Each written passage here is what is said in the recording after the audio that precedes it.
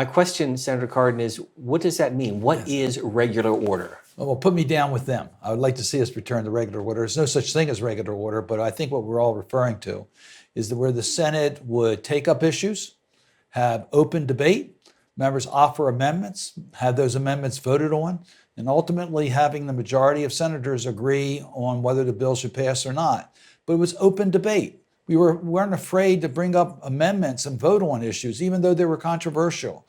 In the last several Congresses, it's been almost an absence of controversial issues coming to the floor of the United States Senate. And a lot of decisions are made in the back room where the leadership, or maybe the leadership of the committee and leadership of the floor leadership, make the decisions rather than those decisions being made by the majority of senators. So that's what we consider regular order. But I put on top of that where individual senators would be very judicious in the use of their individual power of a hold, and the filibuster cloture votes would be rare, but not an everyday occurrence. The filibuster, a debate over whether it should stay or be a relic of history. I believe elections have consequences. I believe the filibuster has been misused. I would prefer to see the Senate return to its regular order, and individual senators do not hold up bills just for the sake of killing bills, but only to get more information. So the individual hold would be a very rare situation for individual senators. And the use of the cloture motion would be used very, very rarely. If we could return to those days, then I think the rules are adequate. If we cannot, then it may be time to get rid of the filibuster.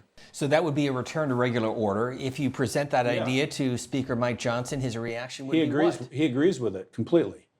And if you talk to leadership on both sides of the aisle, Democrat leadership, House and Senate, Republican leadership, House and Senate, most of the leaders, particularly when they first ascend to the leadership position, talk about how they want to reestablish regular order. And then the process kind of breaks down. Why? It breaks down because you can't, I think the institutions as a whole, we just can't get a consensus on, we're so far apart on funding, for example, that we just can't get a consensus. And we talked earlier about the districts and how maybe 80% of the congressional districts in the House are not competitive. That's part of it. I think, there's an inclination for people to worry about primaries. I did what I thought was right for my district, and I took on primary opponents and won. So it's possible to do that. I guess two things. One, when I started the work on the Modernization Committee, someone gave me a speech from John Gardner, who had been a member of Lyndon Johnson's cabinet. And it was a graduation speech where he talked about declining faith in institutions. This was in 1968, by the way. So imagine, where we are in terms of faith in institutions now. But one of the things he talked about was institutional stewardship. And he said, organizations suffer from two problems. One, he said, organizations suffer from uncritical lovers who deny the sort of life-giving eye toward improvement that an institution needs to perform well. He said institutions also suffer from what he called unloving critics, people who treat an institution like the piñata at the party and have an eye toward demolition, which we see a lot in Congress. And he said what institutions need are loving critics. People actually want to see an institution improve, and come with the lens of actually caring about the institution.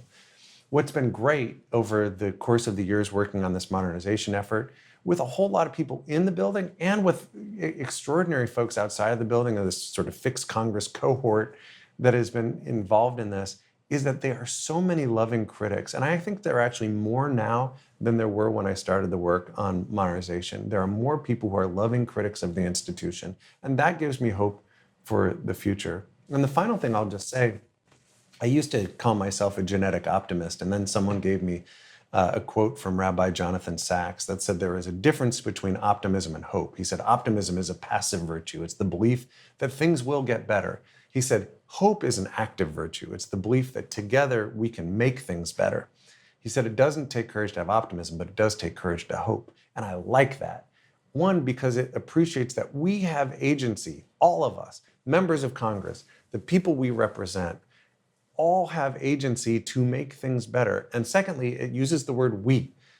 It understands that we can't do it on our own, that it requires us to work together, even with people who may think differently than we do, to do the hard work of making things better. So I leave this place with a sense of gratitude for being able to have been for a while in this institution, one of the loving critics of it, and with a sense of hope that both the people inside the institution and throughout our country are going to do the hard work of making things better. How would you change the system or systems? Yeah, I mean, there's a lot that I'm just going to sort of stick to how I've approached things. One of the takeaways I had in going to the work of the Modernization Committee is that if you want things to work differently in Congress, do things differently in Congress. So if you look at the work of the Modernization Committee, we did some things that other committees could do. So for example, I reached out to my Republican counterparts and said, okay, our committee has gotten its funding. I've got a crazy idea for you. What if rather than splitting the money, and I'll take my half and hire people with a Democratic background who put on blue jerseys, and you take your half and hire people with a Republican background who put on red jerseys, what if we just hire one team? And some will be Democrats and some will be Republicans, but they'll all put on jerseys that say, hey, let's fix Congress. And we will together be part of all of those hiring decisions. And to the credit of my Republican counterparts, they said, sure, let's do it. It profoundly impacted how our committee worked. We did something that most committees don't do. We had a bipartisan planning retreat at the beginning of each Congress where we sat down and said, what do we want to do? I have never been part of a successful undertaking where we didn't start off by defining success and talking about where we could work on some things together. Every committee could do that. Every committee should do that, in my opinion. If you watch one of our hearings on C-SPAN, we didn't sit with Democrats on one side of a dais and Republicans on the other. We sat Democrat, Republican, Democrat, Republican. Why? Well, my genetic predisposition when a witness says something interesting is lean over to the person next to me and say, hey, that was kind of interesting. What do you think about that? And in our committee, you were leaning over next to someone from a different party. We didn't even sit at a dais. We sat around a round table. Why? Well, I have never had a good conversation speaking to the back of somebody's head. And the capacity to look someone in the eye, including your witnesses, who you're not staring down at, that you're on eye level with, actually trying to think through complicated problems and solve them together. These were not cosmetic changes. These are part and parcel of how we were able to pass 202 bipartisan recommendations out of that committee. More often than not, select committees don't get anything done, and certainly don't get anything done in a bipartisan way. We chose to do things differently, and I think that as much of the outcome, as much as I'm proud of the recommendations that we passed, I'm perhaps even more proud of how we did our work, because I think it could provide a model for other committees in the Congress. About the schedule, do you think, and you're coming from the other end of the country, so you have a long trip back and forth, would it be better to have maybe 3 weeks on, 1 week off, here 4 days a week, 5 days a week? If you were in charge, how would you do it? That's what I would do. I would have significantly more days here. And there's a way, the Bipartisan Policy Center put out a sample calendar, and the math is fascinating, that has more days, more full days in Washington, D.C., more full days in your district. And the only thing you have less of is airplane days. And I love the people of Alaska Airlines, but I would much rather be able to be with my constituents or be here in committee making policy than sitting on an airplane. And so some of that requires, I personally think having some 5-day weeks rather than and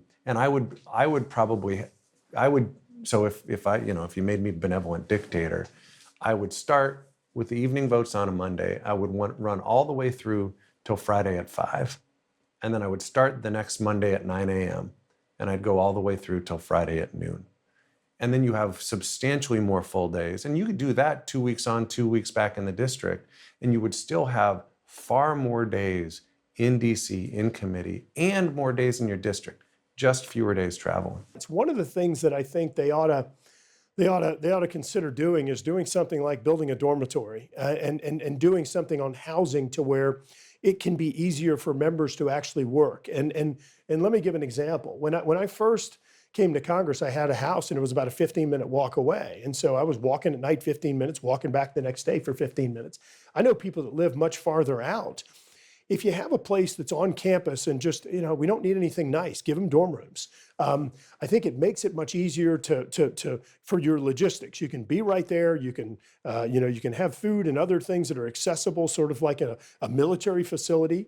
And it makes it easier to work and makes logistics much easier. I think they ought to think about some things like that in order to make it easier to actually be here. Some people move their families up and things like that, and those are considerations for people that have long commutes.